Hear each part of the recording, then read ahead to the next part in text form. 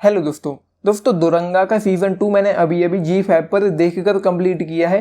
इस बार total 8 episode है, पिछली बार 9 एपिसोड थे एंड ये शो कंक्लूड हो गया है। सीज़न 3 नहीं आना है एंड प्रत्येक एपिसोड की लेंथ आधे घंटे के आसपास है। एंड मैं ये मानकर चलता हूँ कि आप लोगों को याद होगा कि सीज़न 1 में क्या हुआ था। तो सीज़न 1 को लेकर कुछ छोटे छोटे से स्पॉइलर हो सकते हैं, लेकिन सीज़न 2 को मैं पूरी तरह से संभाल कर रखूँगा। कहानी में जो कुछ भी हुआ वो मैं आपको स्पॉइलर नहीं दूंगा। तो सीज़न 1 के अंत में हमको पता चल गया था, जब वो अन्या अपने दादा दादी के घर से वो एक बॉक्स चुरा कर ले आई थी जिसमें हमको नेल्स नाखून देखने को मिले थे उन विक्टिम्स के जिनकी मौत हो गई थी। तो वहाँ पर हमको क्लियर हो गया था कि किलर कौन है, मतलब उसके पिता का, मतलब अभिषेक बाने के पिता बाला बाने का जो अकम्प्लिश था, जो साथी था, वो कौन है, वो वहाँ पर क्लियर हो गया था। तो सीज़न 2 में कहानी सिर्फ ये है कि अभिषेक बाने यानी कि गुलशन देवैया को ये पता करना है कि उसके पिता का जो अकम्प्लिश था, वो साथी था, वो कौन है एंड पुलिस को उसको धरना है।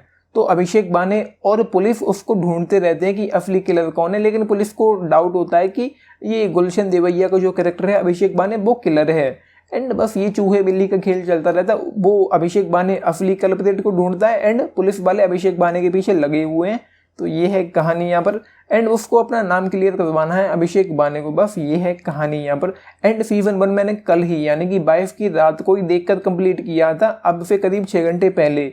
तो वहाँ पर हमको जो पहले 2-3 एपिसोड में जो एक थ्रिल देखने को मिला था, जो एक टेंशन थी, वो काफ़ी अच्छी थी। जैसे कि गुलशन देवैया का जो कैरेक्टर था, मैं उसको गुलशन देवैया ही बोलूँगा क्योंकि नाम को लेकर कन्फ्यूजन हो सकती है। तो गुलशन देवैया ने जब विकास फुलाडे, वो जो जर्नलिस्ट था, उसको अपने घर में जब किडनैप करके रखा हुआ था, तो जब दृष्टि धामी अपने घर में घूम रही होती है, कुछ भी कर रही होती, तो एक थ्रिल बना रहता है कि ये उस कमरे में ना पहुंच जाए जहां पर उसने उसको किडनैप करके रखा हुआ है। तो वहां पर जो थ्रिल था वो बहुत अच्छा था। बाकी सीज़न 1 को देखने में मुझे बहुत परेशानी हुई, मतलब बहुत ठंडा था, एक्साइटमेंट नहीं थी। एंड वैसा ही यहाँ पर है, यहाँ पर तो ना कोई थ्रिल है, ना कोई टेंशन है, ना कोई बहुत बड़ा सस्पेंस है। जो सस्पेंस था भी वो रिवील हो गया था पहले ही। एंड ना कोई एक्साइटमेंट है, ना कोई इंटेंसिटी है, ना कोई बहुत बड़ा ट्विस्ट एंड टर्न है, बस ठंडा है, चलता जा रहा है। एंड कुछ भी ऐसा नहीं जो आपको पूरी तरह से होक एंड बुक करके रख पाए। मतलब ये समझ लो कि मुझे तो ठंडा सा तो है ही, लेकिन मुझे बोरियत भी यहाँ पर फील हुई। पहले 3 एपिसोड तक तो मुझे यूं समझ लो कि नींद आ रही थी इसको देखते हुए। अब आधी रात में रिलीज हुआ है,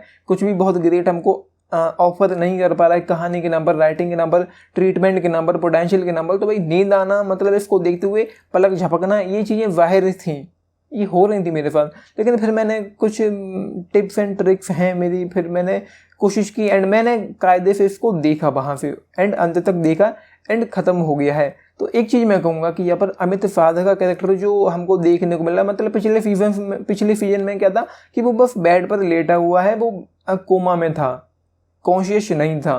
तो यहाँ पर वो चलता फिरता है, मतलब होश में है एंड वो साइकोपैथ है। एंड उसको वो क्यों मार रहा है लोगों को, वो सवाल करना फिजूल है, क्योंकि वो साइकोपैथ है एंड वो किसी को भी पेल देता है, किसी को भी मार देता है एंड सीधा सीधा कत्ल करता है, आधा पौना नहीं छोड़ता, वो मतलब पूरा निपटा देता है। तो अमित साधा की जो परफॉर्मेंस है भाई साहब, मतलब उस बंदे ने मतलब फाड़ के रख दिया। वैसे भी वो बेहतरीन एक्टर है, लेकिन उनका काम यहाँ पर मुझे बहुत पसंद आया। इवन यहाँ पर जो लीड कैरेक्टर हैं दृष्टि धामी और गुलशन देवैया, उनके कैरेक्टर से ज़्यादा बेहतर उसने अपना प्ले किया है। तो काफ़ी मज़ा आता है उसको देखने में। बाकी कहानी जैसा कि मैंने कह दिया, कुछ भी खास है ही नहीं, जो भी था सीज़न 1 में ही था। एंड इसको ये जो 8 एपिसोड आज रिलीज हुए हैं, मतलब सीज़न 1 में ही इसको पूरा का पूरा एक बार में ही ख़त्म कर देना चाहिए था, ज़रूरत नहीं थी। क्योंकि सीज़न 2 में कोई एक्साइटमेंट नहीं है, कोई इंटेंसिटी नहीं, कोई एलिमेंट मूवमेंट नहीं जिसको चीयर किया जा सके या जिसको देखने में मज़ा आए, या जो कुछ ऐसा हो जो हमको मतलब अपने साथ पूरी तरह से हुक एंड बुक करके रख पाए, या कुछ ऐसा हो जिसको देख कर या ताली मारने का मन करे, या कुछ ऐसा हो जो आपके लिए नया हो।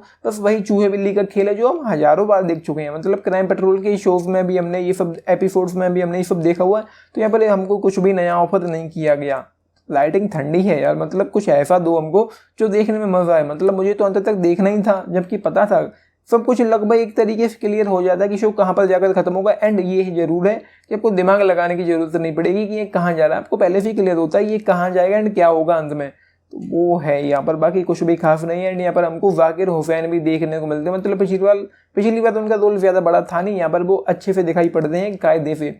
ये है शो, इससे ज़्यादा बात करने की ज़रूरत नहीं है क्योंकि मुझे ज़्यादा लंबा खींचना भी नहीं है। तो जस्ट यार मुझे एवरेज शो फील हुआ, कुछ भी नया, कुछ भी खास, कुछ भी आउट ऑफ द बॉक्स ऐसा नहीं कह सकते हैं।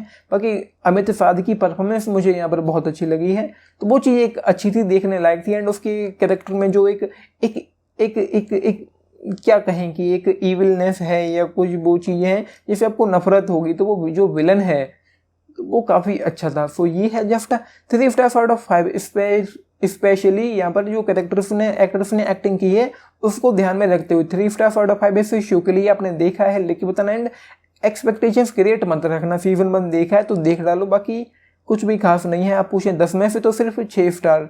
एंड आप चाहें तो फैमिली के साथ देख सकते हैं इस शो को, ना न्यूडिटी है, ना सेक्स है, ना गालियाँ हैं, एंड किसिंग सीन तक यहाँ पर नहीं है, तो चाहें तो फैमिली के साथ देख सकते हैं। इसको 16+ की कैटेगरी में रखा गया, बच्चों के साथ मत देखना। एंड लिख के बताना आप लोगों के जो भी टेक्स, and like share and subscribe भी करना चैनल को, वीडियो को। And this is Nitish, thank you.